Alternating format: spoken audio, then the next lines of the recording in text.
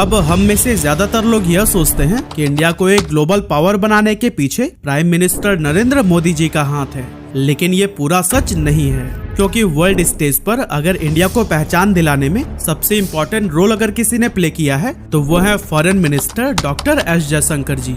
लेकिन दोस्तों, अगर आप जयशंकर जी को कोई नेता समझ रहे हैं ना, तो जरा रुकिएगा, क्योंकि गवर्नमेंट की सबसे हाई प्रोफाइल मिनिस्ट्री उन्हें सिर्फ और सिर्फ उनके काबिलियत के दम पर सौंपी गई है। इसीलिए तो उन्हें आपने इससे पहले कभी भी किसी पॉलिटिकल पार्टी के साथ में काम करते हुए नहीं देखा होगा। और हाँ, क्या आपको पता है हमारे पड़ोसी मुल्क पाकिस्तान और चाइना भी इनकी रिस्पेक्ट करते हैं? लेकिन ऐसा क्यों, सब कुछ डिटेल में जानेंगे आज के इस वीडियो में। अब दोस्तों, वैसे तो सुब्रमण्यम जयशंकर जी की फैमिली तमिलनाडु से बिलोंग करती थी, लेकिन काम के सिलसिले में उन्हें दिल्ली शिफ्ट होना पड़ा और वहीं दिल्ली में ही 9 जनवरी 1955 को उनका जन्म हुआ था। बड़े होकर जयशंकर जी ने JNU से इंटरनेशनल रिलेशंस और न्यूक्लियर डिप्लोमेसी में MA, MPhil और PhD किया और ये डिग्रीज उनके और भारत के लिए आगे चलकर बहुत काम आई। वैसे जयशंकर जी के शानदार स्किल्स उनके कॉलेज के टाइम से ही देखने को मिलने लगे थे, क्योंकि स्टूडेंट ऑर्गेनाइजेशंस में वह बड़े से बड़े प्रॉब्लम्स को भी चुटकियों में सॉल्व कर देते थे। PhD करने के बाद से 1977 में जयशंकर ने इंडियन फॉरेन सर्विस यानी कि IFS ज्वाइन करके ऑफिशियली अपना डिप्लोमेसी करियर स्टार्ट किया।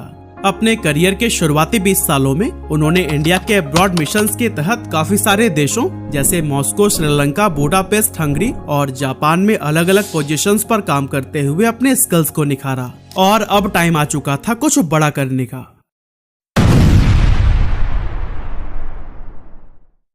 जयशंकर जी 2004 से 2007 तक वाशिंगटन DC में भारत के राजदूत के तौर पर काम करते हुए इंडिया और US के बीच civil nuclear agreement successfully sign करवाने में बहुत बड़ी भूमिका निभाई, जो कि भारत के लिए एक बड़ी अचीवमेंट थी। लेकिन यह काम इतना आसान नहीं था, इसके पीछे जयशंकर जी को काफी पापड़ बेलने पड़े थे। एक्चुअली बात यह है कि उस टाइम पर US नॉन प्रोलिफरेशन पॉलिसी यानी कि न्यूक्लियर वेपन का डिस्ट्रीब्यूशन कंट्रोल करने वाली पॉलिसी को स्ट्रिक्टली फॉलो करता था। लेकिन इंडिया ने 1974 और 1998 में बिना NPT साइन किए ही इस पॉलिसी के अगेंस्ट जाकर न्यूक्लियर टेस्ट कंडक्ट किए थे, जो कि इनके नियमों का उल्लंघन था। Actually nuclear non proliferation territory एक ऐसी इंटरनेशनल टेरिटरी है जिसका काम है न्यूक्लियर वेपन्स के स्प्रेड्स को रोककर दुनिया में शांति कायम करना। लेकिन इंडिया ने चूंकि उनके नियम को तोड़ा था, इसीलिए US इंडिया के साथ न्यूक्लियर एग्रीमेंट साइन नहीं करना चाहता था। इसके अलावा काफी सारे लॉ मेकर्स और एडवोकेट भी इस डील के खिलाफ थे। हालांकि इतने सारे दिक्कतों के बाद भी डॉक्टर जयशंकर ने हार नहीं मानी। उन्होंने ऐसी अनोखी स्ट्रैटेजी बनाई कि US को इस डील के लिए मानना ही पड़ा। असल में जयशंकर जी उस समय पर US में एक इंडियन एम्बेसडर के रोल में काम कर रहे थे और इसी रोल की वजह से ही उनको US के पॉलिसी मेकर से बात करके उनके डील रिलेटेड प्रॉब्लम्स को सॉल्व करने का मौका मिल गया। जयशंकर जी ने पॉलिसी मेकर्स को समझाते हुए कहा कि इस डील के बाद से US इंडिया रिलेशंस स्ट्रॉन्ग होंगे, जिससे टेररिज्म को भी अच्छे से काउंटर किया जा सकेगा। उन्होंने कहा कि भारत न्यूक्लियर वेपन्स का डिस्ट्रीब्यूशन बस अपने तक ही रखेगा। और हाँ, जयशंकर जी ने तो यह भी दावा किया कि इंडिया की एनर्जी नीड्स दिन प्रतिदिन काफी तेजी से बढ़ रही है और इंडिया अब और फॉसिल फ्यूल यूज करके ग्लोबल एनवायरनमेंट की तबाही नहीं चाहता। इसीलिए अगर इस डील को साइन कर लिया गया तो फिर ग्लोबल वार्मिंग को भी काफी हद तक कम किया जा सकता है। और दोस्तों, कुछ इसी तरह के हजारों कोशिशों के बाद फाइनली US 2008 में न्यूक्लियर डील साइन करने के लिए रेडी हो गया। इस डील के बाद से इंडिया अब इंटरनेशनल मार्केट से न्यूक्लियर फ्यूल और टेक्नोलॉजी खरीद सकता था, जिससे इंडिया का फॉसिल फ्यूल से डिपेंडेंसी हटके न्यूक्लियर फ्यूल पे आ गया था, जो कि एनवायरनमेंट के लिए एक अच्छी साइन थी। इस बड़ी जीत के बाद उनका पोस्टिंग सिंगापुर में हो गया, जहां जयशंकर जी ने अगले 2 सालों तक एज अ हाई कमिश्नर काम किया। इसके बाद 2009 से 2013 तक जयशंकर जी चाइना में भारतीय एम्बेसडर के तौर पर काम करने लगे और अपने इन 4 साल के कार्यकाल के दौरान उन्होंने इंडिया चाइना बॉर्डर इश्यूज को सॉल्व करने में कई महत्वपूर्ण भूमिका निभाई। दोस्तों, चाइना में काम करने के दौरान ही 2012 में गुजरात के CM नरेंद्र मोदी के साथ एस जयशंकर का मिलना हुआ। एक्चुअली जब मोदी जी अपने चाइना विजिट के लिए गए थे, तब चाइना में कई सारे महत्वपूर्ण लोगों के साथ मीटिंग शेड्यूल करने में भी जयशंकर जी ने पूरा साथ दिया था। वैसे आपको याद दिलाते चले कि इस टाइम पर मोदी जी कोई बहुत बड़े ग्लोबल लीडर नहीं थे। यहाँ तक कि कुछ सालों पहले ही यानी 2005 में उन्हें US ने वीजा देने से ही इनकार कर दिया था। एस जयशंकर के साथ समय बिताने के बाद मोदी जी उनके काम से इतने इन्फ्लुएंस हुए थे कि आगे चलकर जयशंकर जी को गवर्नमेंट की एक बड़ी मिनिस्ट्री सौंप दी गई, जिसके बारे में हम वीडियो में आगे बात करेंगे। खैर, अपने इन 4 सालों में जयशंकर जी ने चाइना के सीक्रेट मैटर्स को इतनी अच्छी तरह से समझ लिया था कि बाद में हुए मेजर इंडो चाइना डिस्प्यूट्स को भी उन्होंने बहुत ही आसानी से सॉल्व कर लिया। एग्जाम्पल के लिए 2017 में हुए डोकलाम बॉर्डर इशू को ले लेते हैं। एक्चुअली 2017 में चाइना डोकलाम रीजन में रोड बनाना चाहता था, लेकिन इंडियन आर्मी ने इस कंस्ट्रक्शन को होने से रोक दिया था, और वो इसलिए क्योंकि डोकलाम एरिया एक ट्राई जंक्शन एरिया है, यानी कि यहाँ इंडिया, भूटान और चाइना के बॉर्डर हैं। और एक बार उस पर चाइना ने अगर रोड बना लिया तो इसमें भूटान का कुछ टेरिटरी चाइना के कब्जे में तो हो ही जाता, साथ ही साथ इंडिया के सिलीगुड़ी कॉरिडोर, जिसको इंडिया का चिकन स्नेक भी कहते हैं, उस पर हमेशा खतरा मंडराते रहता। और दोस्तों, चाइना के साथ वॉर में सिलीगुड़ी कॉरिडोर लूज करने का मतलब है पूरी नॉर्थ ईस्ट से हाथ धोना, और इंडिया अपने जमीन का एक भी टुकड़ा किसी को क्यों ही देना चाहेगा। इस सीरियस बॉर्डर इशू को सॉल्व करने के लिए एस जयशंकर ने सबसे पहले ट्राइलेटरल डिप्लोमेसी कंडक्ट किया, जिसमें जयशंकर ने भूटान और चाइना ऑफिशियल्स के साथ में बातचीत करनी शुरू की। इसी बातचीत के दौरान ही एस जयशंकर ने भूटान की टेरिटरी को प्रोटेक्ट करने का वादा भी किया था। जयशंकर की बातों से चाइनीज ऑफिशियल्स बहुत इन्फ्लुएंस हुए, और एक सीनियर ऑफिसर ने तो यहाँ तक कह दिया कि जयशंकर एक डिप्लोमेट की तरह नहीं बल्कि सोल्जर की तरह बात करते हैं। और दोस्तों, जयशंकर के इन्हीं एफर्ट से ही चाइना ने अपनी आर्मी को पीछे खींचने के साथ साथ डोकलाम रीजन में रोड कंस्ट्रक्शन का भी काम रोक दिया। यहाँ जयशंकर जी की ग्रेट नेगोशिएशन स्किल्स की तारीफ खुद दुश्मन देश की आर्मी करती हुई दिखाई दी, और ये जयशंकर जी की ही नहीं बल्कि पूरी इंडिया की जीत थी। खैर, जैसा कि हम जानते ही हैं कि कुत्ते की पूंछ 1000 सालों तक एक सीधी पाइप में रखने के बाद भी टेढ़ी की टेढ़ी ही रहती है, वैसे ही कुत्ते की पूंछ की तरह ही चाइना भी अपने हरकतों से बाज नहीं आता। चाइना ने फिर से 2020 में एक वायलेंट बॉर्डर इशू कर दिया, जिसको हम लद्दाख बॉर्डर टेंशन के नाम से जानते हैं। असल में जून 2020 में चाइनीज आर्मी लद्दाख के गलवान वैली में घुसकर इंडियन आर्मी पर अटैक कर देते हैं। यहाँ पर इंडिया और चाइना के बीच में वायलेंट बैटल हुआ, जिसमें दोनों साइड्स के काफी सारे सोल्जर्स की मौत हुई। इस बॉर्डर इशू को सॉल्व करने के लिए फिर से जयशंकर आगे आते हैं, और इस बार जयशंकर जी ने बॉर्डर टेंशंस को कम करने के लिए डायरेक्टली चाइना के फॉरेन मिनिस्टर वांग यी से बात की, और साथ ही चाइना से 5 पॉइंट एग्रीमेंट भी साइन करवाया, जिसमें साफ साफ लिखा था कि चाइना अभी तक हुए सभी Indo China agreement and protocols को मानेगा, और फिर कभी भी अगर बॉर्डर टेंशन हुई तो उसे बातचीत से सॉल्व करेगा, ना कि अटैक से।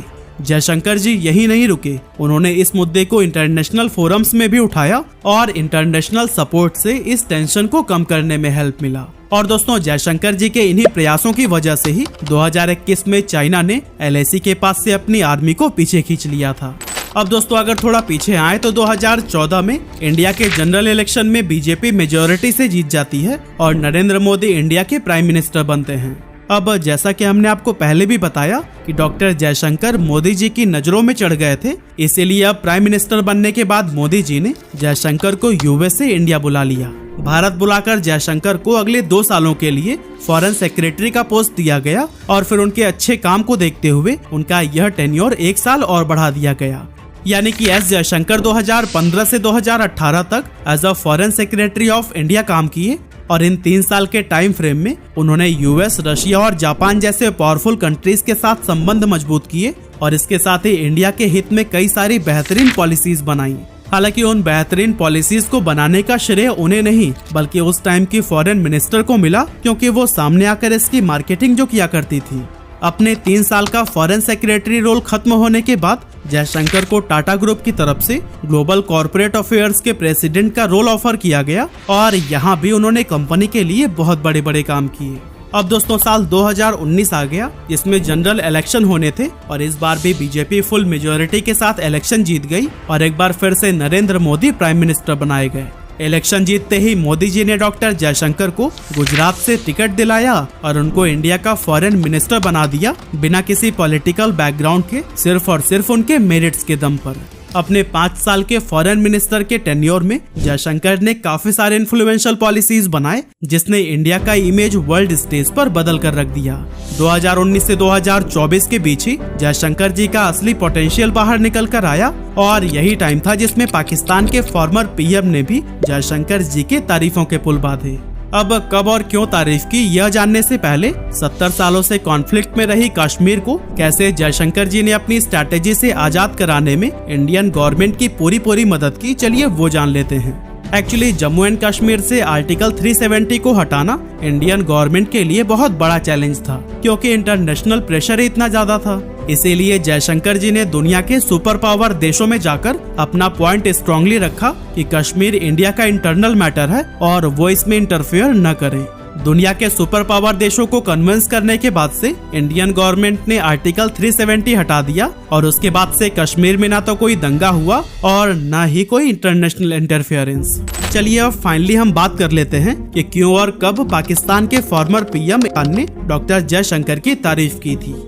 एक्चुअली बात थी 24 फरवरी 2022 की, जब रशिया ने यूक्रेन पर अटैक कर दिया था और ये अटैक कोई छोटा मोटा अटैक नहीं था। इंटरनेशनल मीडिया कहती है कि ये वर्ल्ड वॉर 2 के बाद से यूरोप पर होने वाला पहला बड़ा अटैक था, जिसमें हजारों लोगों की जान चली गई। रशिया के इस बिहेवियर को देखते हुए यूएस ने रशिया पर कई सारे सैंक्शंस यानी कि प्रतिबंध लगा दिया। आसान शब्दों में कहा जाए तो रशिया के साथ कोई भी देश बिजनेस नहीं कर सकता था और जो देश करेगा उससे भी यूएस के संबंध खराब हो जाते। यूएस के इस डिसीजन से दुनिया में ऑयल का प्राइस आसमान छूने लगा, क्योंकि रशिया दुनिया में ऑयल का सबसे बड़ा एक्सपोर्टर है। अब जैसा कि आप जानते हैं कि कई सारी चीजें डायरेक्टली और इनडायरेक्टली ऑयल पर ही डिपेंडेंट होती हैं, इसीलिए ऑयल का प्राइस बढ़ने के साथ ही दुनिया में इन्फ्लेशन यानी कि महंगाई भी बढ़ने लगी। और भारत में इसी बढ़ती महंगाई को रोकने के लिए इंडिया ने स्मार्ट कदम उठाया, जिसमें डॉक्टर जयशंकर का बड़ा हाथ था। जैसे कि इंडिया ने रशिया यूक्रेन कॉन्फ्लिक्ट में किसी का भी साइड न लेने का चूज किया, जिसकी वजह से इंडिया रशिया और वेस्टर्न वर्ल्ड से अपनी अच्छी रिलेशन को मेंटेन कर पाया। इतना ही नहीं, जब यूएस रशिया के अगेंस्ट रेजोल्यूशन पास कर रहा था तब भी इंडिया ने वोट नहीं डाला, जो कि बाद में जाकर इंडिया का समझदारी वाला डिप्लोमेसी अप्रोच साबित हुआ। इसके साथ ही जयशंकर के द्वारा बनाई गई ऑपरेशन गंगा के तहत इंडिया ने सक्सेसफुली 22,500 से भी ज्यादा इंडियन सिटीजन्स को यूक्रेन से निकाला और कुछ पाकिस्तानी स्टूडेंट्स को भी रेस्क्यू किया। इसके अलावा इंडिया ने न्यूट्रल स्टैंड लेने के बावजूद भी यूक्रेन में मेडिकल सप्लाईज और एसेंशियल गुड्स भी सप्लाई किया, और ये दिखाता है कि इंडिया में मानवता अभी भी जिंदा है। खैर, यूएस के रशिया पर सैंक्शंस लगने के बाद भी इंडिया ने रशिया से ऑयल खरीदना बंद नहीं किया, और फिर जब वेस्टर्न कंट्रीज ने इंडिया से इस पर सफाई मांगी तो फिर आगे से डॉक्टर जयशंकर ने उनको समझाते हुए कहा कि इंडिया की ह्यूज पॉपुलेशन को सस्ते ऑयल की जरूरत है, जिसकी वजह से और भी कई सारी चीजें सस्ती होंगी और इंडिया में इन्फ्लेशन कंट्रोल में रहेगा। और दोस्तों, इस इवेंट के कुछ समय के बाद जयशंकर ने मीडिया इंटरेक्शन के दौरान एक ऐसा आइकॉनिक बयान दिया जिससे पूरे यूरोपीय देशों को सांप सूंघ गया।